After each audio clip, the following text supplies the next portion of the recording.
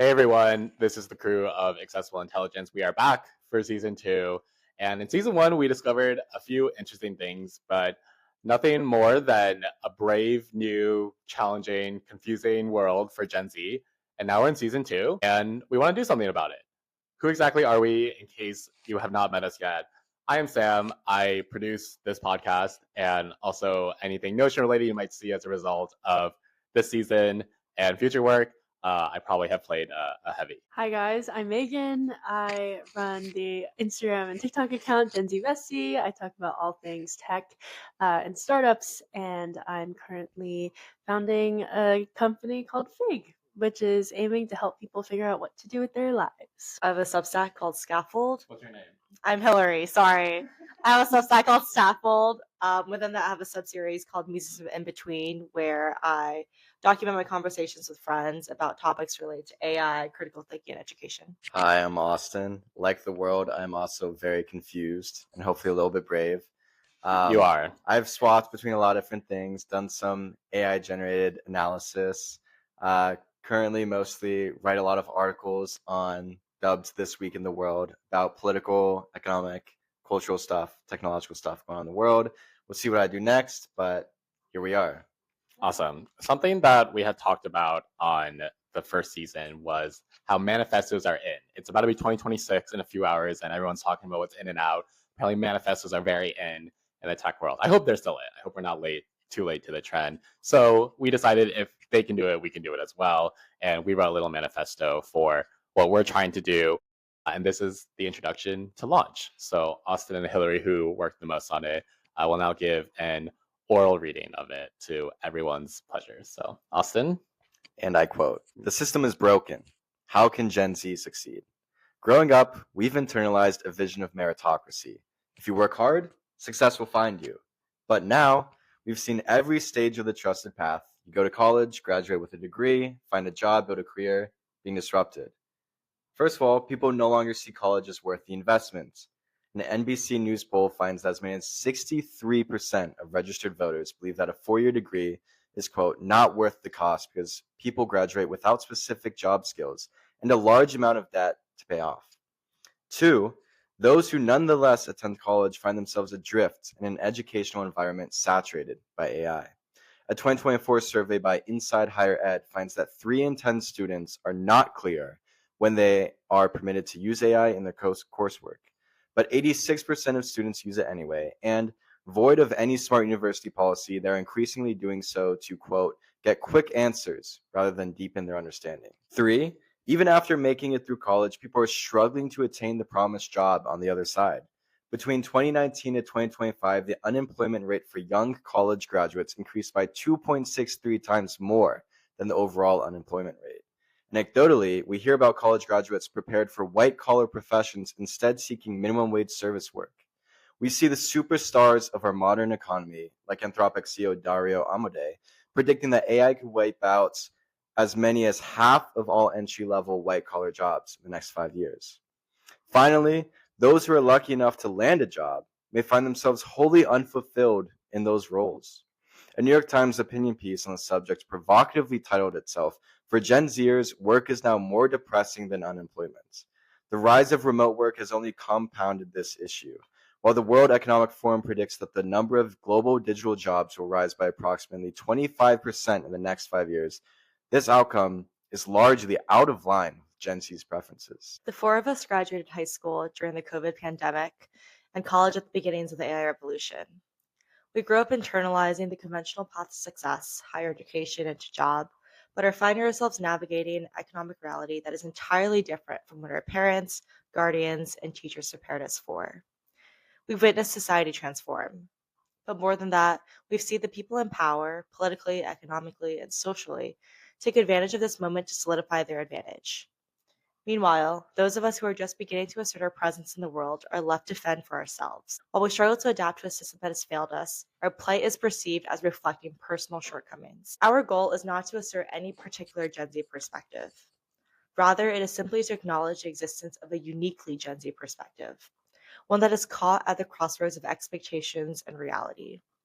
From this common understanding, we hope to create a space for our peers, regardless of what they're doing in this current moment. working a corporate 9 to 5, building a startup, pursuing side quests, picking up part-time roles here and there, and or feeling completely overwhelmed sitting in their childhood bedroom. We seek to build solidarity with all of these perspectives, and from this basis, collectively imagine paths to change. At this moment, many Gen Z feel as if the economy has left us behind. Our goal is to empower Gen Z to stake a claim in the society that we're actively inheriting. Beautiful. As I gracefully take that computer back from you, End quote. end quote, yes, including what I just said. I'm curious to stay on the manifesto for a second. Why did we write this, guys? Maybe let's start there. Why do we feel the need for a manifesto? I think, well, actually, why don't we turn it back on to you, Sam? Because I think you were the one who sort of proposed the idea, right? You thought that we needed to really level set, and I can go into why I was supportive of it. Maybe going back to you to start. Great, that question did not spark enough responses, clearly.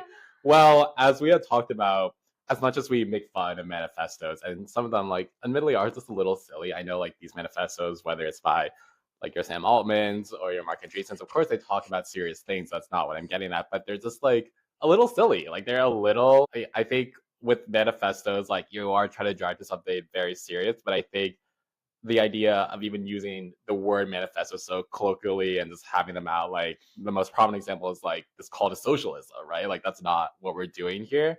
But I think what I liked about the idea of this manifesto, which hopefully will be sent out via the Mindful Notion Substack by the time this episode is out, is that it allows us to really put into words that hopefully people can understand about this feeling that I see more and more through Gen Z, which is that feeling of shame, that feeling that you did everything right, quote unquote, right. You went to a good high school, you worked hard, you went to college, you went into the Bermuda Triangle, Make can explain that a bit more.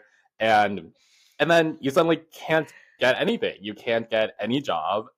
I'm one of those people who graduated and was about to start a service job. That's why I have my Starbucks apron. I never actually worked at Starbucks, but I have the apron now. And you kind of feel like even though everybody at the institutions you were at were telling you that they were setting you up for success, you still feel like you were set up for failure because you don't get what you are inherently told you should get, which is that well-paid, well-compensated job that's leading you somewhere greater. So I think, on the other hand, what we're trying to do with the manifesto and with Launch more broadly is start to find those solutions, because I don't think we're unique in the sense of calling this out, this problem of like Gen Z. You could call it disruption, you could call it disenchantment, you could call it anger, but I think it is unique for a group to come together to try to create, at the very least, a platform to figure it out, which I think we all are doing in our individual ways as well. So that was the original thought. I think adding on to that, we're all four of us are gravitating toward this really big question of like, we're actually big questions about like Gen Z, economy, career, life, fulfillment, passion, what have you, right? It's a huge question. And we knew that like we were passionate about it. But to me, I view this manifesto as really to this point about communication, right? And I think there are two sides to this. First is internal communication. Like the four of us are interested in this. We talk about it in some way or another, write about it, create around it in our content. But what exactly is the problem that we're trying to address here? So the manifesto, first and foremost, was an opportunity for us. The word that I like to use is level set, right? Really make sure that we're on the same page and that we can concretely identify like the aspect of the problem that we're trying to solve. Yeah. And the other side of that is obviously it's external facing, right? Like once we identify our group's perspective on this problem, how do we assert this to an external audience and help them see it from this perspective as well? Yeah, agreed. So with Launch, go ahead. I also want to add really quickly, you were very right when you said that manifestos are so silly. Yeah. They're extremely silly. It's literally asserting that you can take up space in a room. You're just putting out your beliefs and saying, listen to this. And I think there's something to, I'm not sure if you all felt it, but it feels strange to write a manifesto, especially from our perspective. And then you're saying like it's normal for people like Mark Andreessen, like people who are in these super privileged, super powerful positions. Yeah. But that's exactly what we're trying to talk about, is that it's important for people in other positions such as ourselves to have the confidence, to have the audacity to write and put out a manifesto as well. Right. So that's why launch, which is, again, hopefully by the time that this recording goes out, has been published as our external facing website, which is also a beautifully designed Notion page for Notion lovers out there. I hope you appreciate it, the tastefulness that hopefully you see in it. I think the biggest thing that launch can do is highlight the work we are doing in a way that you would not get if you just looked at Austin's Substack or Megan's Instagram or Hillary's Substack or my podcast stuff. The idea is that launch is this hub for people to see that we are something greater than the sum of our parts, and then also to invite people to get involved. And you can see more of that when you go to the website. It will be linked. And in the spirit of highlighting our work, I want to start with Megan. Has been killing it on Instagram after killing it on TikTok. Are we at 12K yet on Instagram? Yes, we're at 12K. We're past 12K. And you were like 7K like a week ago or something like that. It's been a good time to be a follower of Megan, Gen Z bestie. And specifically though, I want to talk about that video where I referenced the Bermuda Triangle and for you to explain a bit about that concept. And I think that will resonate with a lot of people. So I did not come up with this concept. It's from a book. She cannot take credit. No, I actually cannot take credit. There is a man named Simon Van Tudem who wrote a book about it called The Bermuda Triangle of Talent. And I just think it really succinctly put the whole concept that we've been talking about for quite some time very succinctly.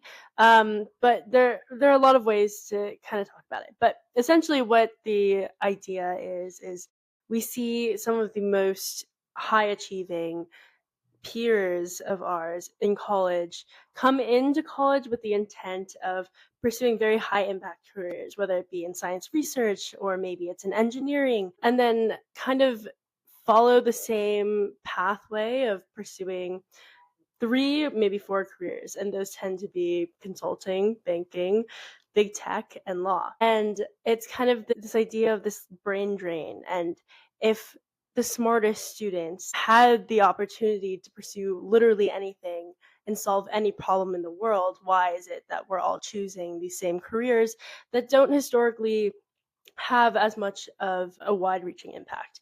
And so this video that I had made yesterday that got over 1 million views was about this very topic and how the career platform I'm trying to build is aiming to address that problem. And yeah, it was kind of crazy to me how much this story kind of resonated with so many people. And I think that kind of experience of putting this video out there and having it reach so many made me realize how interesting it is to be on social media now and how you can just touch so many people with something that you wouldn't have been able to have that kind of reach if not for social media. So yeah, I love that. And we're all very proud to see that video and many future videos blow up as well. I think before we dive deeper into marketing, which we will, let's talk a bit more about Hillary and Austin. You guys have done a lot of Substack over the past year. And could you talk a bit about how you felt when you were starting that first, like why, and then how your Substacks have evolved to now, and now that they're on launch, what people can expect if they want to check out more of your pieces. But yeah, how have your Substack journeys been so far? Well, mine has been very long and circuitous. Say more. I started about a year ago, actually, funnily enough, because I felt with using AI at work that I was losing my ability to write at all.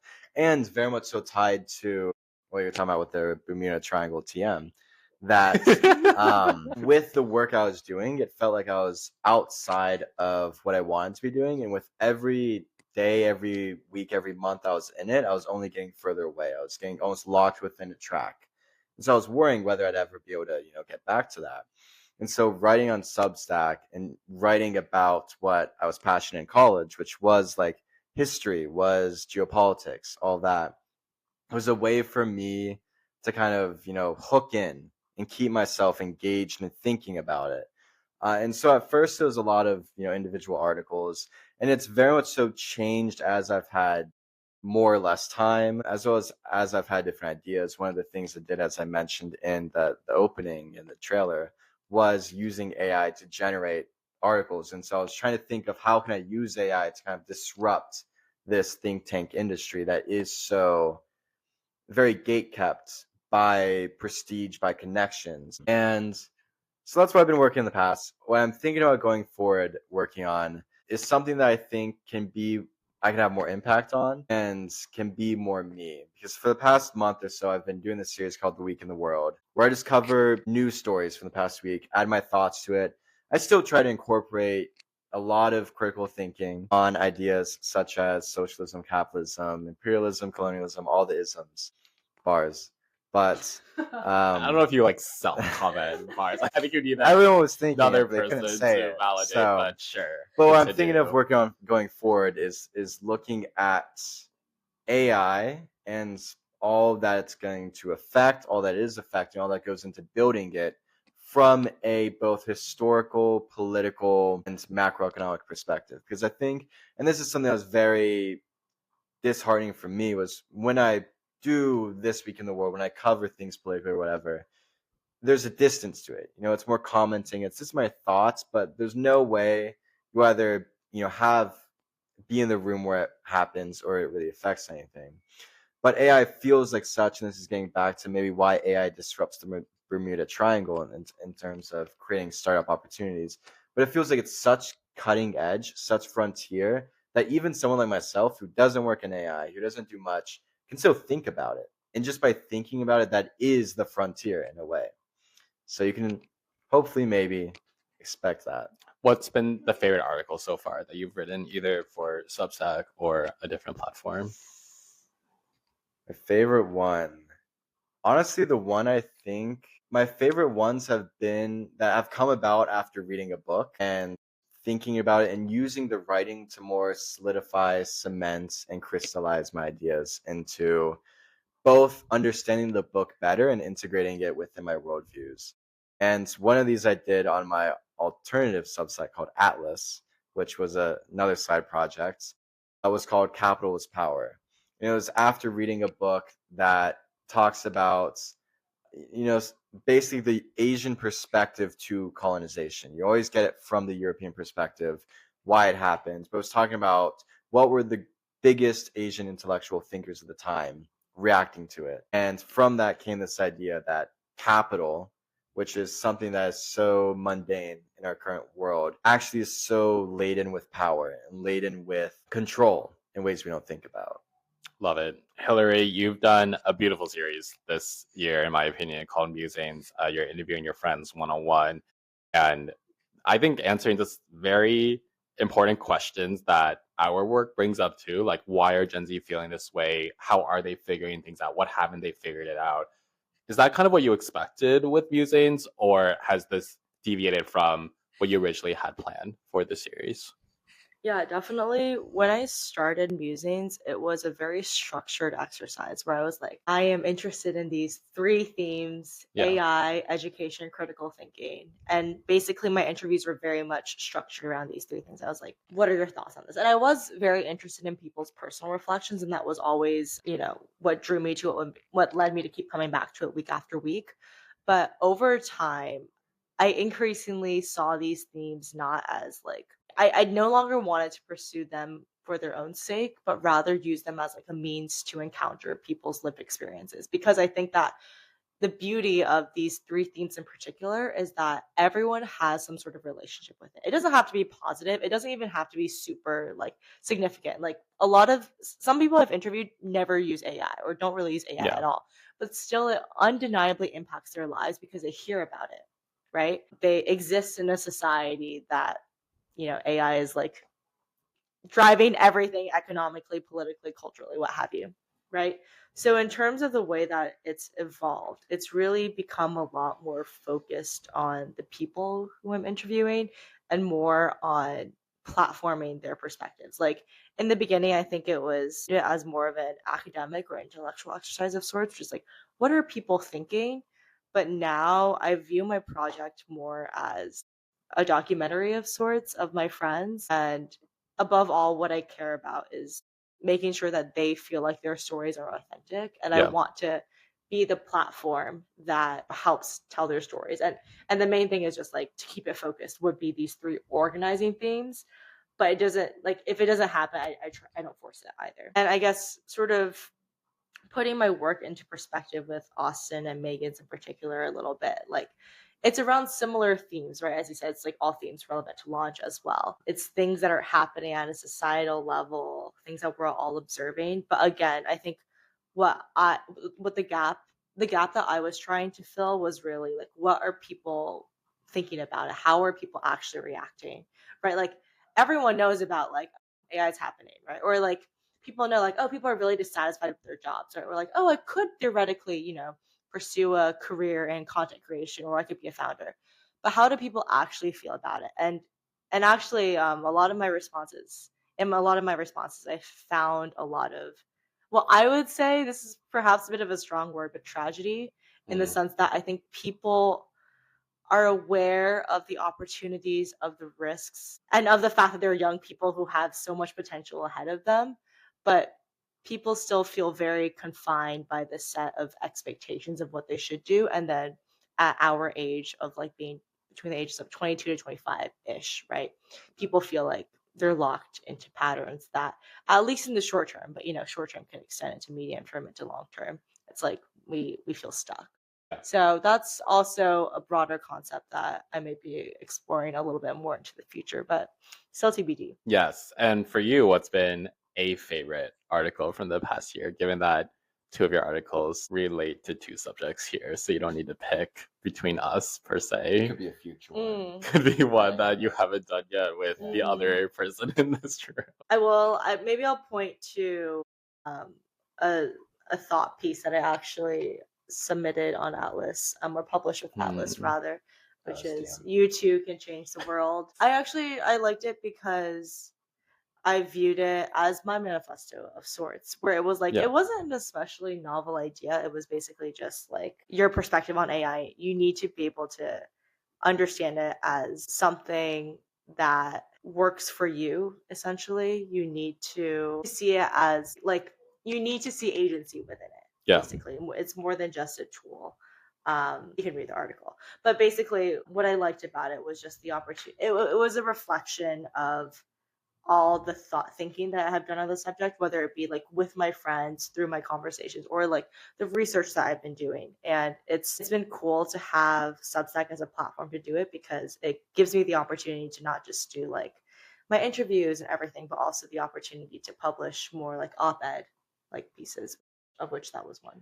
Yeah, I was hoping you would say that one actually, because the three of us, did a podcast episode about it on Mindful Notions. It was called Debate: How Can AI Help Young Professionals Change the World? And even though that one did not include Megan, I did feel like that felt like the start of what eventually became accessible intelligence, and now is taking on a new form as well with Launch, because I feel like it's one thing to have a conversation about any topic we've brought up so far in this episode over like a dinner with a friend or at a bar.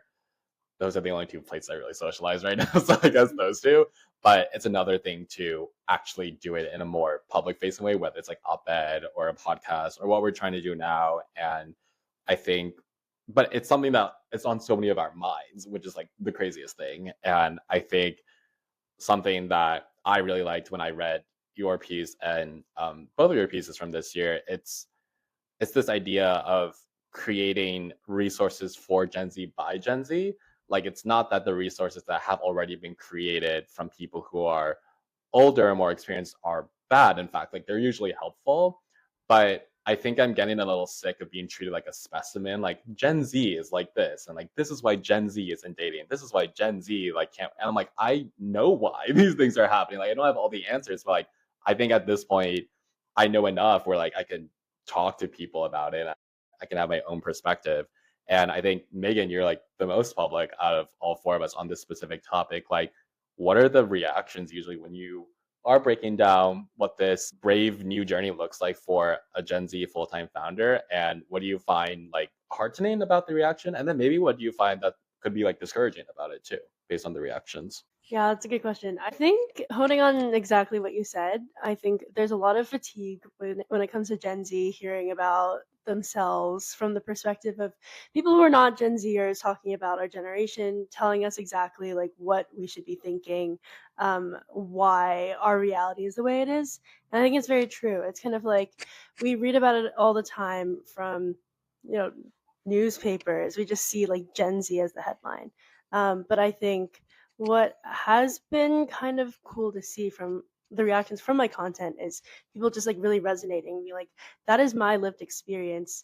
I feel like I relate so much hearing it come from someone who's had that same exact lived experience. And I think that's also, I guess, made me realize how important, or okay, not to put like self-importance on it, but like I think it's so cool what we're doing with Launch, because I think there truly is that gap. Like we are constantly force-fed content about ourselves, but not from our own perspectives. And I think people are kind of just missing that. But it's been really cool to see people in my DMs being like, yeah, thank you for like vocalizing exactly what I was feeling.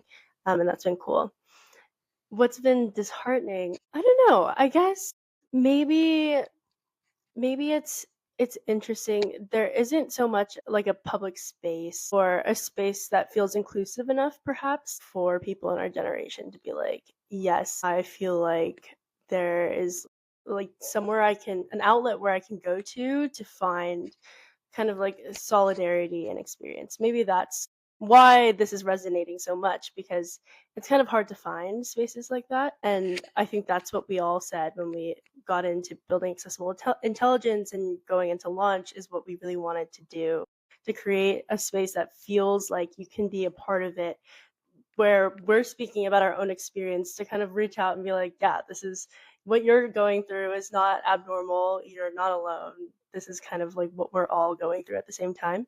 But yeah, I feel like that's what content has kind of given me the perspective of most recently. Do you guys have any additional thoughts on that? Yeah, and what you said at the end there really reminds me of, there's this quote either from an article or that Sam had said, but along the lines of, the expectations are the same, but the rules have changed in terms of the world. And that, I think, is something that across a broad spectrum of people, you would find agreement. You'd find people that have felt that, but don't really know where to take that. And I see Launch as somewhere, like you said, ecosystem or a space where that is acknowledged, that, we know that the expectations are the same. And this is why we're feeling this, because the rules have changed. And so we physically can't keep up, or there's this disconnect. So then what are the new rules? And that's kind of what Launch in a way could be. Hill? I'm also someone who believes very strongly in support systems and role models. And I think As a role model herself. anyway, moving on. But I think that on the internet, there are lots of individual role models. Like, to be fair, lots of really cool people doing really cool things. But the individualism of it all makes it difficult to resonate, because it's easy to like over-index on their personal circumstances, whether it be like, oh, they come from a privileged background, or like, oh, they like went to Stanford, or oh, they have like super technical knowledge, right? But I think here, I mean, the four of us all come from different perspectives, right?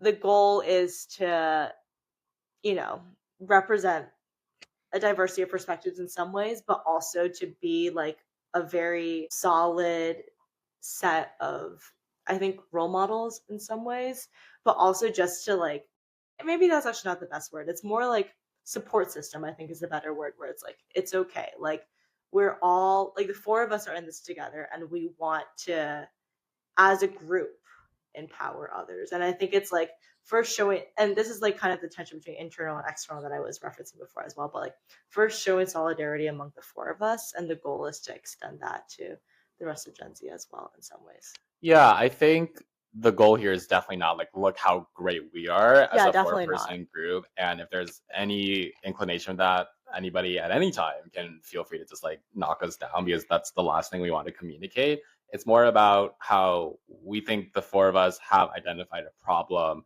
that people are aware of but haven't verbalized, or just frankly haven't done enough about.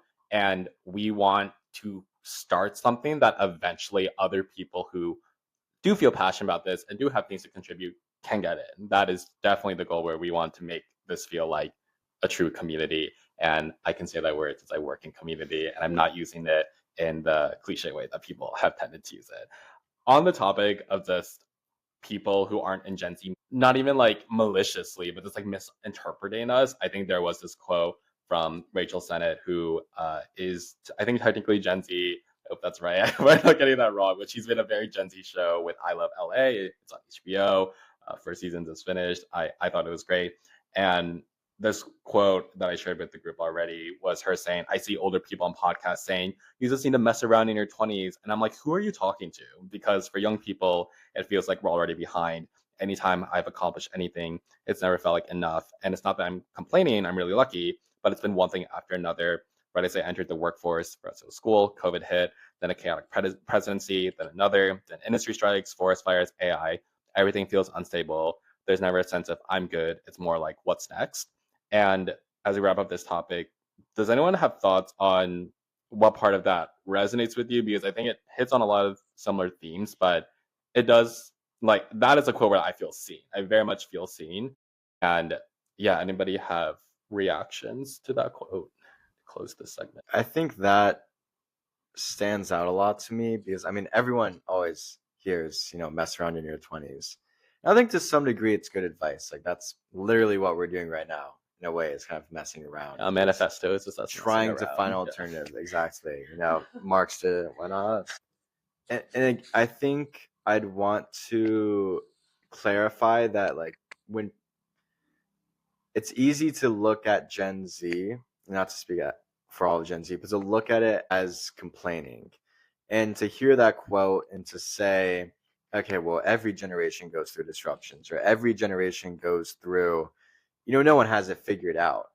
But I think now especially, and it goes back to that quote of the rules are different, but the expectations are the same. It feels like now more than ever, though there's disruption all around us, and there's always been disruption around everyone, the paths that have been laid out as generational guidelines are gone. They're obliterated.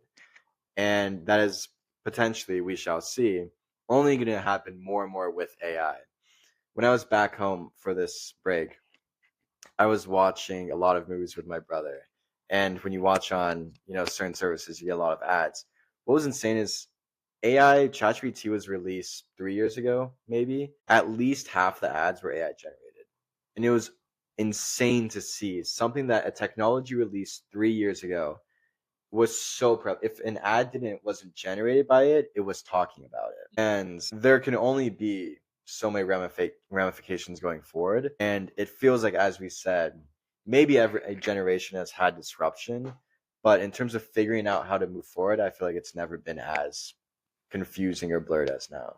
Yeah, I think adding on to that, it's kind of just also we just the rules are so different though that even what our parents and grandparents experience, like it can't quite compare. Like Hillary's done a lot of work around critical thinking and AI because we just don't have frameworks at all in place to even like feel like we can grasp onto anything. It's like, how do we think critically when we're given this tool that is really hard to resist the temptation of using because it's in our pocket, it's in our hand at all times. It's kind of, it's patronizing in a way to hear people who are not Gen Z just be like, you guys have it so easy. You guys have technology we didn't have. But the technology is so disruptive that there's just chaos and people, it's kind of hard to feel like I want to listen to people who are trying to feed me advice that just doesn't, there's just a disconnect. I think both Megan and Austin talked about the points of there's more opportunities now than ever, which is definitely a big part of like what you mentioned. But I think the other part that I want to draw attention to is the fact that our generation, maybe give or take a bit, but like I would say our rule followers. I feel like that's another part of it too, which is like because higher education has become sort of a lot more accessible, for example, like even like white collar jobs and all of these things are becoming a lot more accessible. Like, I mean, I feel like in my parents' age, it was not all that crazy, just like start a business. You know what I mean? Like when you're young, like just start it's not that crazy. But now, like, I feel like people in our generation, we've also been taught like, okay, like if you follow this particular path to success, right, you will get there. So in that way, like, I feel like we are rule following in a way that's also unique, which is what makes this especially contentious, right? Yes, there's a wider range of opportunity, but it's sort of within like presented to a generation that has been taught to chase sort of a very narrow path in many ways. Yeah, and the path just isn't adapted fast enough to how the world works. I mean, one thing that I hope we'll talk more about in future episodes is like resumes are so irrelevant, or at least the way that I learned about them in institutions. It's like no one cares what verb you're using to describe your one internship that's relevant. It's like, show me something that you've built on Substack or you've built with Fig, or like if you're more technical, like there, it's almost like with the disruptiveness of AI, that is where I think people should be putting their chips more into being just like different than their peers. So that's how they stand out versus like, I just really doubt people are looking that closely at resumes or cover letters at this point, or even if they're looking at it. I mean, I feel like I quote this article a lot, but the Atlantic article, never forget, is like job seekers are using AI to apply, and then like HR is using AI to hire. No one's getting hired. Like that is such a good headline, one of the best headlines of 2025 in my opinion. But it's so true. It's like, why are you putting effort into that versus like building something that just could be useful? Like I think with those opportunities, it's something that I would hope sooner rather than later, but at some point like institutions, especially higher ed, can grasp a bit more, because that's still at this time where like most of the talent who could utilize the AI the best are going. So why is there that mismatch? I mean, there's a lot of answers to that question, but I think that's something that I think about a lot. Let's talk about marketing. Let's switch gears a little bit. So we made an Instagram. I think we're at 6 followers. So it's a slightly less than what Megan has. And Megan is the creator of the Instagram, and I was like hardly following. Like I FaceTimed you, and then like I posted some clips. Ironically, not with you. My apologies. I'll find more clips with you. But let's start with you, Megan. What does marketing look like for Launch? Why are we doing it this way? And where are we going to take it? Yeah. So I think like from the beginning, we'd like dabbled with the thought of doing an Instagram, and then we didn't for season 1. But I think for season 2, having had more practice with Instagram itself, I felt like it could really level up just the reach that we get with accessible intelligence launch related things, because we individually each do very well, the topic is very much similar, very different mediums of work. And I have just found time and time again social media as a platform for distribution to just be so powerful. And I guess when you think about it, you could post something onto a personal website, and the only people who would know about where that piece of content would be is if they knew you and had the link to that. But what Instagram or just social media in general gives you the power of is the power of numbers, because the algorithm does all the work for you. If you know how to play the algorithm to your advantage to push your things out to the target audience that you have in mind, then basically it just does all that work for you. And so kind of going into season 2 was really kind of cool to be able to feel more confident and being like, yeah, we're going to do an Instagram and just set it up and see how that goes. But I guess the idea behind the Instagram is to be a centralized place where anyone can find anything that any of the 4 of us are working on at any given time, and kind of keep posted on how we're all building our own individual projects, but more in public, so that you can kind of have a centralized place to return to if you ever want to see what we're up to. So, yeah. Yes, and right now we're doing a fun challenge of, is it called like an hour each day, or not each day, each hour we are posting pictures of our lives. So Hillary, Austin, how's that going for the less influencers of us? How's that going so far? Because we're in it right now, guys. We were taking pictures before this. So how are we feeling? I would like to claim the mantle. I think I'm the person furthest away from being an influencer. As much of like I'm basically stuck in the Stone Age with my Substack. If I write and it's something to answer your question. Yeah, let's maybe maybe we get back to that. To answer your question, how's it going? Yeah, how is the? I don't do a lot. That's so not true. Hard. But were you on a run this morning? Was that what that picture by the water was? I was on a walk. My brother was visiting.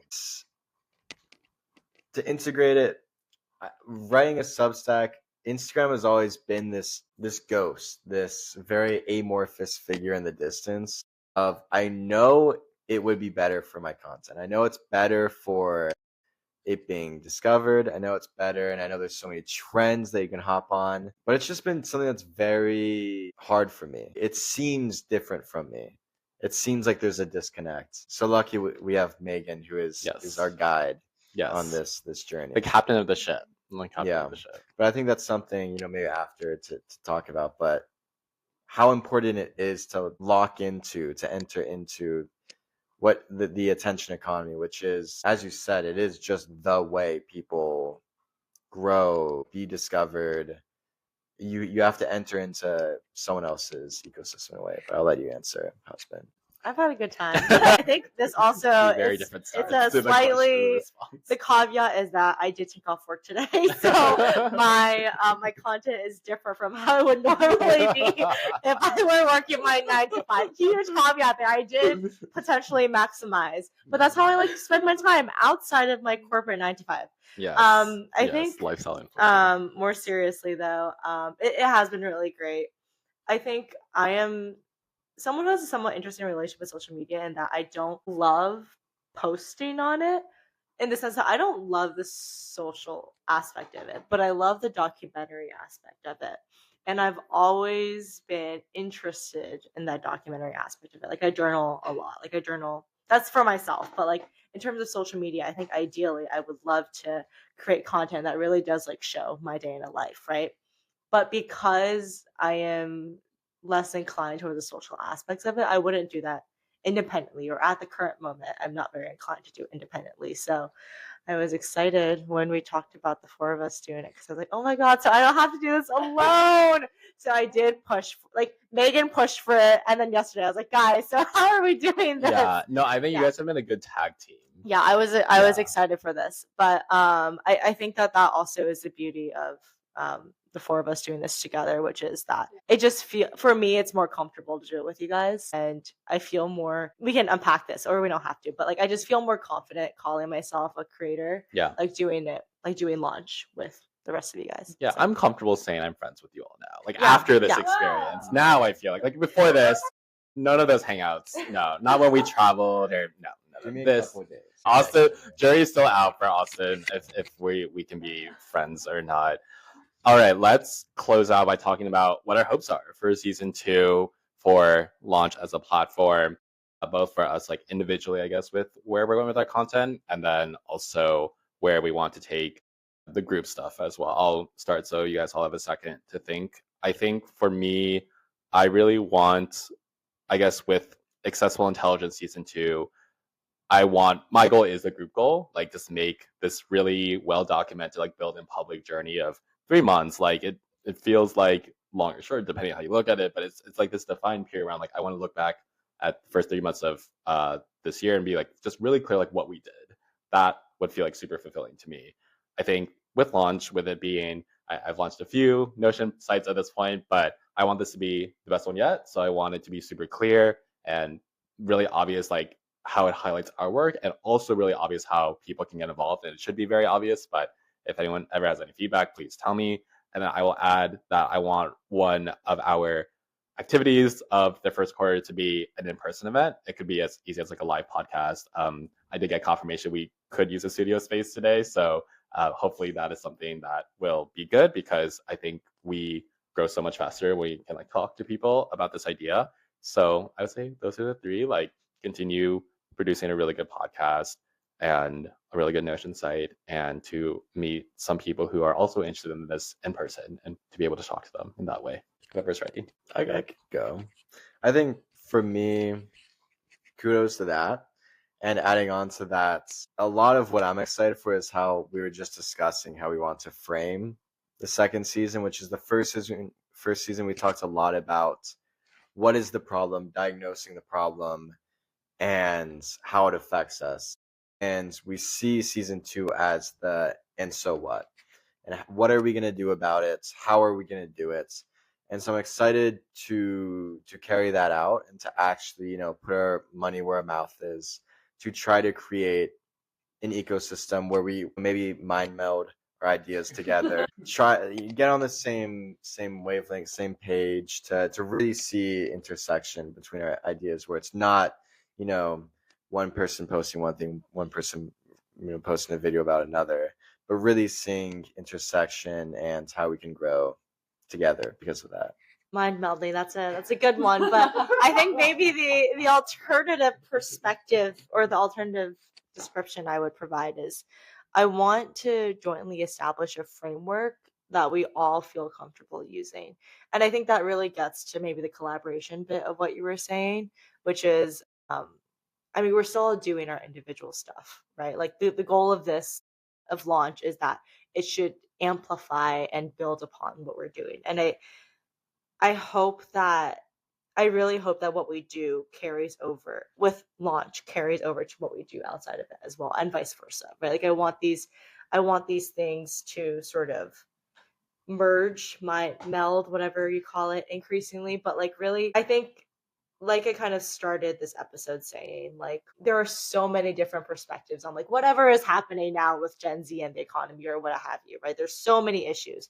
I think I want us to be able to really cleanly articulate a perspective on it, and that could be a future episode, but really cleanly articulate a perspective and really operationalize it in our content here, but also in our individual content. And a sort of second goal is to really, especially in the beginning stages of launch, to build the appropriate systems for it, to make sure that this is something sustainable and something that also can extend beyond the four of us. Yeah.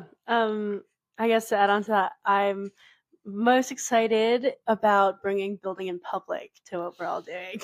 I think having started my account and started more seriously building in public over the past few months, I feel like I've learned a lot. And I'm excited to bring that to what we're all doing, to amplify what each and every one of us are up to and what launch more collectively is. And also to hopefully use that as a tool to bring other people more closely into what we are working on, and to connect with other people who are also interested in doing the things that we are doing currently. So yeah. Well said all around. Well, guys, that's the end of first episode, season 2, and I think it's only up from here. That was Accessible Intelligence. We're back, better than ever. I'm sure you have missed us dearly, but we want to say Happy New Year to everybody, and that you can find this episode and all of our other content on all major podcast platforms, including Apple Podcasts, Spotify, and now YouTube. I think YouTube's been around for a bit, but it's sticking around as a podcast platform, so I'm sure some people at least are going to find this on YouTube. And to find anything we talked about, our articles, launch as our platform, our accounts, that will all be in the show description. So check us out there. But until next time, guys, which will hopefully be on a bi-weekly cadence, and we will hopefully also have studio recording next time too, putting that out there. We'll see you then. Take care. Bye.